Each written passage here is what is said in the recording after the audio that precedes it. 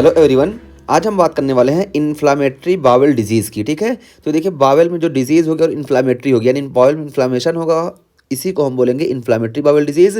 और ये दो मेनली टाइप की होती हैं, एक क्रॉन्स डिजीज़ होती है और दूसरी अल्सरेटिव कोलाइटिस। ठीक है, तो देखिए दोनों इन्फ्लामेटरी बावल डिजीज़ है, इस वजह से दोनों को हम एक साथ लेके चलेंगे और दोनों में हम डिफ्रेंसिएशन भी करते जाएंगे। ठीक, तो सबसे पहले हम लोकेशन की बात करें दोनों की, तो देखिए क्रॉन्स डिजीज़ जो होती है ये any portion of GI tract, तो जीआई ट्रैक्ट के किसी भी पोर्शन में हमको क्रॉन्स डिजीज़ देखने को मिल सकता है। ठीक है, और मोस्टली हमको देखने को मिलता है टर्मिनल इलियम एंड कॉलन। ठीक है, तो टर्मिनल इलियम या कॉलन पे मोस्टली देखने को मिलता है, लेकिन ये एनी पोर्शन ऑफ जीआईटी में देखने को मिल सकता है। और इसमें स्किप लीजन्स देखने को मिलेगा, मीन्स जीआईटी जो पूरा है पूरा ट्रैक्ट कहीं भी इन्वॉल्व हो सकता है, और थोड़ा सा यहाँ पे लीजन होगा, फिर यहाँ पे होगा, फिर यहाँ पे होगा, ऐसे ऐसे करके होगा, कंटिन्यूअस नहीं होगा। ठीक है, और इसमें क्या होगा, रेक्टल स्पेरिंग, यानी रेक्टम में ये चीज़ नहीं देखने को मिलेगी। तो क्रॉन्स डिजीज़ ये पूरे जीआईटी में हमको देखने को मिल सकता है, और टर्मिनल इलियम और कॉलन में मोस्ट कॉमनली होता है, और इसमें स्किप लीजन्स देखने को मिलते हैं, और इसमें रेक्टल स्पेरिंग हमको देखने को मिलता है, यानी रेक्टम में ये नहीं देखने को मिलेगा। जबकि हम कोलाइटिस, अल्सरेटिव कोलाइटिस की बात करें तो देखिए इसमें क्या होता है कि मेनली कोलॉन इन्वॉल्व होता है। देखिए कोलाइटिस से नाम ही पता चल रहा है कि मेनली इसमें कोलॉन इन्वॉल्व होता है। देखिए कोलाइटिस मीन्स कोलॉन इन्फ्लेमेशन, तो यहाँ पे कोलॉन इन्वॉल्व होगा और पूरा जीआई नहीं इन्वॉल्व होगा। ठीक, और इसमें क्या होगा, कंटिन्यूअस कॉलोनिक लीजन्स, तो कंटिन्यूअस कॉलोनिक लीजन होंगे। ठीक है, इसमें देखिए इसमें जो था यहाँ पे स्किप लीजन्स थे, यानी थोड़ा सा यहाँ पे है, फिर यहाँ पे, फिर यहाँ पे, जबकि यहाँ पे जब कॉलॉन इन्वॉल्व होगा तो पूरा कॉलॉन लाइन से इन्वॉल्व होगा। ठीक है, पूरा बिल्कुल कंटिन्यू तरीके से। और ऑलवेज विद रेक्टल इन्वॉल्वमेंट, देखिए इसमें रेक्टल इन्वॉल्वमेंट हमेशा होगा। यहाँ पे देखिए रेक्टल स्पेरिंग थी, तो अल्सरेटिव कोलाइटिस में और क्रॉन्स डिजीज में फ़र्क क्या हुआ कि क्रॉन्स डिजीज में रेक्टल स्पेरिंग देखने को मिला, और इसमें रेक्टल इन्वॉल्वमेंट ये जो है कंपलसरी हुआ। ठीक, तो ये लोकेशन के हिसाब से हम बात कर लिए। और ग्रॉस मॉर्फोलॉजी की बात करें तो देखिए इसमें ट्रांसम्यूरल इन्फ्लामेशन होता है। तो ये जो क्रॉन्स डिजीज़ है इसमें जीआईटी की जो चारों लेयर है ना, जब इन्फ्लामेशन होगा तो चारों लेयर इन्वॉल्व होंगे, तो ये ट्रांसम्यूरल इन्फ्लामेशन होगा। इसी वजह से इसमें हमको फेस्टुलास देखने को मिलेगा। ठीक है, और भी फेस्टुलास में हमको कोलोवसाइकल फेस्टुला देखने को मिलेगा, यानी कॉलॉन से लेकर ब्लैडर तक फेस्टुला का फॉर्मेशन हो सकता है, क्योंकि जब यहाँ कॉलॉन की चारों लेयर इन्वॉल्व हो जाएंगी तो यहाँ से फेस्टुला का फॉर्मेशन होगा और ये ब्लैडर तक चला जाएगा। ठीक है, तो ब्लैडर से कोलोवेसाइकल फेस्टुला हमको देखने को मिल सकता है, और फीमेल में हमको कोलोवेजाइनल फेस्टुला देखने को मिल सकता है। ठीक है, तो कोलोवेसाइकल ये मेल में देखने को मिलता है, और कोलोवेजाइनल ये फीमेल में हमको फेस्टुला देखने को मिलेगा क्रॉन्स डिजीज़ की कंडीशन में। और उसके बाद फिर देखिए क्या है, कोबॉल स्टोन म्यूकोसा, तो कोबॉल स्टोन म्यूकोसा हमको देखने को मिलेगा क्रॉन्स डिजीज में। तो कोबॉल स्टोन म्यूकोसा क्या है कि कोबॉल स्टोन अपीयरेंस म्यूकोसा हमको देखने को मिलेगा। ठीक है, तो जो म्यूकोसा होगा वो कोबॉल स्टोन अपीयरेंस हमको देखने को मिलेगा क्रॉन्स डिजीज में। और क्रीपिंग फैट देखने को मिलेगा। क्रीपिंग फैट क्या होता है कि ये जो हमारी मीजेंटरी होती है ना, तो मीजेंटरी के आसपास जो हमारे फैट होती है ना, इसी को हम क्रीपिंग फैट बोलते हैं। और मतलब जब ये इंक्रीज होती है बहुत ज़्यादा ना, तो इसको हम बोलते हैं क्रीपिंग फैट। देखिए हम यहाँ बना रखें कि इंक्रीज मीजेंटरिक फैट, तो क्रॉस डिजीज में मीजेंट्रिक फैट जो होगा ये इंक्रीज हो जाएगा। और बावेल वॉल थिकनिंग, तो बावेल वॉल थिकनिंग हमको देखने को मिलेगी। इसी वजह से क्या बोलते हैं, string sign on small vowel follow throw A. ठीक है, तो यहाँ हमको स्ट्रिंग साइन स्मॉल बावेल पे देखने को मिलेगी। ये देखिए यहाँ पे देखिए स्ट्रिंग साइन, यहाँ पे देखिए ये इस तरह बना है। ठीक है, ये स्ट्रिंग साइन है। तो यही है कि हम जब बेनियम एनिमा वो क्या देखेंगे तो बेरियम एनिमा में हमको स्ट्रिंग साइन देखने को मिलेगा स्मॉल इंटेस्टाइन में। और लीनियर अल्सर्स देखने को मिलेगा, और फिशर्स भी इसमें हमको देखने को मिलेंगे। तो ये सारे क्रॉन्स डिजीज़ की ग्रॉस मॉर्फोलॉजी हो गई कि इसमें चारों लेयर इन्वॉल्व होंगे, फेस्टुलास देखने को मिल सकते हैं, कोबल स्टोन म्यूकोसा देखने को मिलेंगे, creeping fat, bowel wall thickening देखने को मिलेगा। इसका मतलब है स्ट्रिंग साइन हमको देखने को मिलेगा, और लीनियर अल्सर और फिशर्स देखने को मिलेंगे। जबकि इसमें देखिए इसमें ट्रांसम्यूरल था, और ये mucosal and sub mucosal involvement खाली होता है। ठीक है, तो म्यूकोजल और सब म्यूकोजल इन्वॉल्वमेंट होगा, इसी वजह से इसमें हमको स्यूडो पॉलिप्स देखने को मिलता है। ठीक है, क्योंकि म्यूकोसा और सब म्यूकोसा सिर्फ इन्वॉल्व हुए। और वही बताया गया mucosal and sub mucosal inflammation only, तो ये हो गया। और friable mucosa with superficial and और डीप अल्सरेशंस। ठीक है, compare normal B with disease C, तो यही बताया गया फ्राइबल म्यूकोसा हमको देखने को मिलेगा। फ्राइबल म्यूकोसा हम बोलते हैं कि जिसमें बहुत आसानी से इन्फ्लामेशन हो जाए, या जिसमें हल्का फुल्का इरिटेशन भी हो तब भी उसमें इन्फ्लामेशन और परेशानी आ जाए, इसी को हम बोलते हैं फ्राइबल म्यूकोसा। तो फ्राइबल म्यूकोसा हमको देखने को मिलेगा, और सुपरफिशियल या डीप अल्सर हमको देखने को मिलेगा। तो ये देखिए यहाँ पे दिखाया गया, ये देखिए नॉर्मल है, और यहाँ पे देखिए ये अल्सरेटिव कोलाइटिस है। देखिए यहाँ पे किस तरह से इन्फ्लामेशन हुआ है। ठीक, तो यही यहाँ पे दिखाया गया है, और यहाँ पे बताया भी गया कि compare normal B with disease C. और उसके बाद फिर क्या है, लॉस ऑफ हॉस्ट्रा। इसमें जो हॉस्ट्रा होता है ना हमारे स्मॉल लार्ज इंटेस्टाइन में, तो ये हॉस्ट्रा जो होंगे ये गायब हो जाएंगे। और जब ये हॉस्ट्रा गायब हो जाएंगे ना, तो lead pipe appearance on imaging, तो जब हम इमेजिंग करेंगे ना तो हमको लीड पाइप देखने को मिलेगा।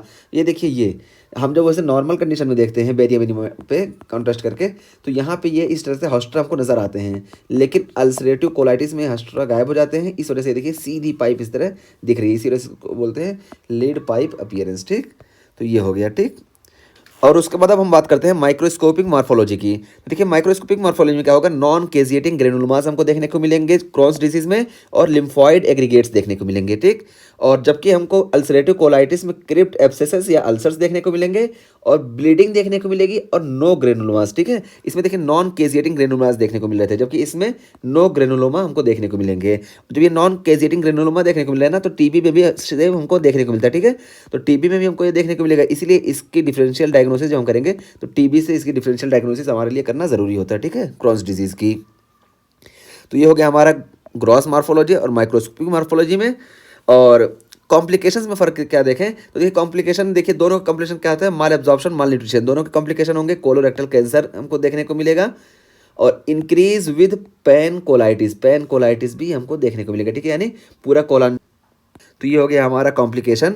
और उसके बाद फिर देखिए और क्या देखने को मिलेगा, तो देखिए क्रॉन्स डिजीज में फिस्टुलाज हमको देखने को मिलेंगे। फिस्टुलाज हम बताएं कि फिस्टुला क्यों देखने को मिलेंगे, जब चारों लेयर इन्वॉल्व होगी तो यहाँ से लेके वेसाइकल्स तक यानी ब्लैडर तक ये हमको फिस्टुला का फॉर्मेशन देखने को मिलेगा।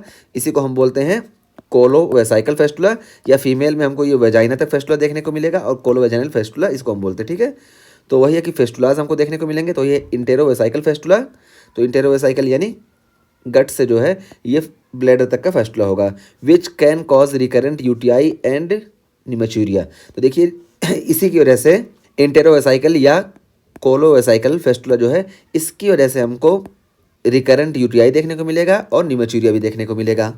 किसमें, क्रॉन्स डिजीज में। ठीक है, चारों लेयर इन्वॉल्व होने की वजह से। तो करंट यूटीआई, रिकरेंट यूटीआई और निमेचूरिया ये हो गया। और फ्लेगमॉन या एप्सिस हमको देखने को मिलेगा क्रॉन्स डिजीज में। और स्ट्रक्चर्स देखने को मिलेंगे। स्ट्रक्चर्स क्या होंगे कि जो हमारी जैसे जीआईटी की पूरी लाइनिंग है, ये ऐसे यहाँ पे ये ऐसे पतली हो जाएंगी। ठीक है, यहाँ पे मसल ज़्यादा बन जाएंगी, जिसकी वजह से यहाँ पे नर्विंग हो जाएगी। फिर इधर से जो हमारा एब्डोमिनल कंटेंट है वो इधर प्रॉपर मूव नहीं हो पाएगा। ठीक है, तो ये हो गया कॉजिंग ऑब्स्ट्रक्शन। देखिए वही बताया गया कि स्ट्रक्चर्स कॉजिंग ऑब्स्ट्रक्शन, स्ट्रक्चर के वजह से ऑब्स्ट्रक्शन होगा, और पेरी एनल डिजीज में देखने को मिलेगा। ठीक है, इसमें देखिए पेरी एनल डिजीज देखने को मिलेगा। यहाँ पे एक चीज़ और बताएं कि पेरी एनल डिजीज जो होती है ये सिर्फ हमको क्रॉस डिजीज में देखने को मिलती है। ठीक है, और ये अल्सरेटिव कोलाइटिस में इतना आमतौर पर नहीं देखने को मिलती है। और जबकि रेक्टम की बात करें तो देखिए रेक्टम इन्वॉल्वमेंट अल्सरेटिव कोलाइटिस में हमेशा होगा। ठीक है, ऑलवेज विद रेक्टल इन्वॉल्वमेंट। यहाँ पे भी हम लिख रखे हैं कि रेक्टल इन्वॉल्वमेंट जो है अल्सरेटिव कोलाइटिस में कॉमन होता है, और इसमें जो होता है पेरी एनल डिजीज या एनल इन्वॉल्वमेंट कॉमन होता है। ठीक है, ये फर्क हुआ। ठीक, और इसमें देखिए फुलमिनेंट कोलाइटिस, तो फुलमिनेंट कोलाइटिस की हम यहाँ बात किए कि ये जो है होल लाइनिंग ऑफ द ये मतलब कोलॉन ये इन्वॉल्व होगी। ठीक है, तो वही है फुलमिनेंट कोलाइटिस।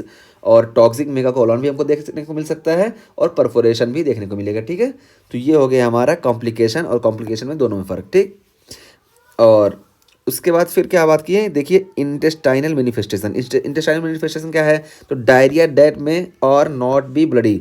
तो इसमें क्रॉस डिजीज में जो डायरिया होगा ये ब्लडी भी हो सकता है और नहीं भी हो सकता है, लेकिन अल्सरेटिव कोलाइटिस में क्या होगा कि ब्लडी डायरिया ही होगा, और ये यूजुअली पेनफुल होगा। ठीक, तो यहाँ पे देखिए डायरिया तो होगा ही, लेकिन ये ब्लडी नहीं होगा। हो सकता है ब्लडी भी हो, लेकिन कंपलसरी नहीं है, जबकि इसमें कंपलसरी ब्लडी डायरिया होगा, और ये पेनफुल भी होता है। और उसके बाद फिर एक्स्ट्रा इंटेस्टाइनल मैनिफेस्टेशन की बात करें तो देखिए रैशेज हमको देखने को मिलेंगे दोनों में। ठीक है, तो रैशेज पायोडर्मा गैंग्रियोसम और इरिथमा न्यूरोसम, तो ये रैशेज के एग्जांपल हो गए। और आई इन्फ्लामेशन हमको देखने को मिलेगा, जैसे एपिस्क्लेराइटिस या यूआइटिस देखने को मिलेगा। और ओरल अल्सरेशन हमको देखने को मिलेगा, जैसे एप्थस स्टोमेटाइटिस, या इसी तरीके से आर्थराइटिस देखने को मिलेगा, चाहे वो पेरिफेरल आर्थराइटिस हो या स्पॉन्डाइलाइटिस हो। ठीक है, ये सब चीज़ें हमको दोनों में कॉमन देखने को मिलेंगी, अल्सरेटिव कोलाइटिस में भी और क्रॉन्स डिजीज में भी। और उसके बाद फिर अल्सरेटिव कोलाइटिस में खास क्या देखने को मिलेगा, तो देखिए किडनी स्टोन देखने को मिलेगा, और यूजुअली कैल्शियम ऑक्सलेट का बना होता है, ये हमको देखने को मिलता है क्रॉन्स डिजीज में। ठीक, और गॉल स्टोन्स भी देखने को मिलेंगे। और देखिए इसमें देखिए क्या होगा, ASCA पॉजिटिव होगा, एंटी सेक्रोमाइसिस सर्विसेज एंटीबॉडी, ये हमारे क्रॉन्स डिजीज में पॉजिटिव होगा। अभी इसमें देखिएगा इसमें अन का या PN का पॉजिटिव होगा, अभी हम बताते हैं क्या होता है। ठीक है, तो देखिए एंटी सेक्रोमाइसिस सर्विसेज एंटीबॉडी ये हमको पॉजिटिव देखने को मिलता है क्रॉन्स डिजीज में, और हमेशा पॉजिटिव नहीं होगा लेकिन पॉजिटिव हो सकता है।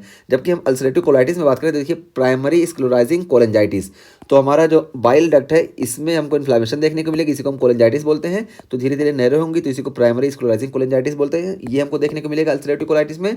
और एसोसिएटेड विद एमपीओ अनका या पी अनका, ठीक है, ये एमपीओ अनका, तो एमपीओ अनका का मतलब होता है myeloperoxidase anti neutrophil cytoplasmic antibody, या पीएन का, तो पीएन का मतलब होता है perinuclear anti neutrophil cytoplasmic antibody. तो ये एंटीबॉडी हमको प्रेजेंट देखने को मिलती है अल्सरेटिव कोलाइटिस के केस में, ठीक है। तो एमपीओन का या पीएन का पॉजिटिव हमको देखने को मिलेगा अल्सरेटिव कोलाइटिस में। जबकि हमको क्रॉन्स डिजीज में एंटी सेक्रोमाइसिस सर्विसेज एंटीबॉडी देखने को मिलेगा, एएससीए। और उसके बाद फिर हम ट्रीटमेंट की बात करें तो देखिए ट्रीटमेंट यहाँ पे हम क्या करते हैं, ग्लूकोकॉर्टिकॉइड्स, एजाथायोप्रिन या एंटीबायोटिक्स, ठीक है। तो एंटीबायोटिक्स में कौन कौन से, सिप्रोफ्लॉक्सासिन या मेट्रोनिडाजोल, ये हम यूज़ कर सकते हैं। और बायोलॉजिकल्स का हम यूज़ कर सकते हैं तो देखिए जैसे इन्फ्लिक्सीमैब और एडालीमुमैब, ठीक है, ये जो है हम यूज़ करेंगे क्रॉन्स डिजीज़ में, ठीक। और अल्सरेटिव कोलाइटिस में 5 amino salicylic acid preparations use करेंगे जैसे मिज़ालामाइन है, ठीक है। और इसी तरीके से 6 मेरकेप्टोप्यूरिन या इसी तरीके से इन्फ्लिक्सीमैब या कोलेक्टॉमी, ये हम करेंगे, ठीक है। और एक चीज़ और फ़र्क यहाँ पे बता दें ट्रीटमेंट में, अगर इन सब से नहीं हो रहा है ना सही, तो इसमें हम डिफिनेटिव ट्रीटमेंट के तौर पे सर्जिकल प्रोसीजर नहीं कर सकते। क्यों नहीं कर सकते? क्योंकि ये पूरे हमारे जो है जीआईटी में कहीं भी हो सकता है, और इसमें स्किप लेजन्स देखने को मिल सकते हैं, यहाँ पे है फिर यहाँ पे है फिर यहाँ पे, कैसे हम जगह जगह टुकड़ा कैसे काटेंगे, या तो पूरा निकाले तो पॉसिबल है नहीं। इस वजह से इसमें डिफिनेटिव मैनेजमेंट जो है सर्जिकल नहीं हो सकता, ठीक है। तो सर्जिकल प्रोसीजर हम इसमें नहीं कर सकते डिफिनेटिव मैनेजमेंट में। और जबकि इसमें बात करें तो इसमें सिर्फ कॉलॉन इन्वॉल्वमेंट होता है, ठीक है, और यहाँ पे जो है लाइन्स इन्वॉल्व होता है, ठीक है। तो जब लाइन्स इन्वॉल्व होता है तो इतना ये कॉलम जब पहले से खराब है तो इसको हम काट के निकाल भी सकते हैं, ठीक है। तो डिफिनेटिव मैनेजमेंट की तरफ पे हम अल्सरेटिव कोलाइटिस में सर्जिकल ट्रीटमेंट कर सकते हैं। और उसको फिर डिसीज एक्टिविटी को मॉनिटर कैसे करेंगे दोनों में, तो देखिए हम यहाँ पे faecal calprotectin use to monitor activity and distinguish from non inflammatory disease जैसे इरिटेबल बाउल। तो ये फीटल काल प्रोटेक्टिन का हम यूज़ करते हैं, और इसके ज़रिए हम नॉन इन्फ्लामेटरी डिजीज़ जैसे इरिटेबल बाउल डिजीज़ है उससे हम मॉनिटर करते हैं कि ये जो है इरिटेबल बाउल डिजीज़ है या नॉन इरिटेबल बाउल डिजीज़ है। तो उसमें हम फीकल काल प्रोटेक्टिन यूज़ करते हैं, ठीक है, इसके ज़रिए हम मॉनिटर करते हैं।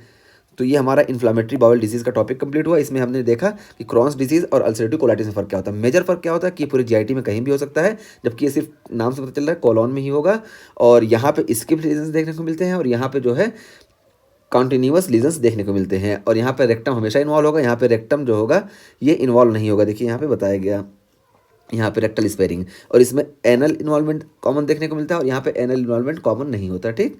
तो ये फ़र्क है इसमें इन्वॉल्वमेंट में। और ये जो है ट्रांसम्यूरल इन्फ्लामेशन होता है, चारों लेयर इन्वॉल्व होंगी, और ये सब म्यूकोजल और म्यूकोजल इन्वॉल्वमेंट खाली होता है, ठीक।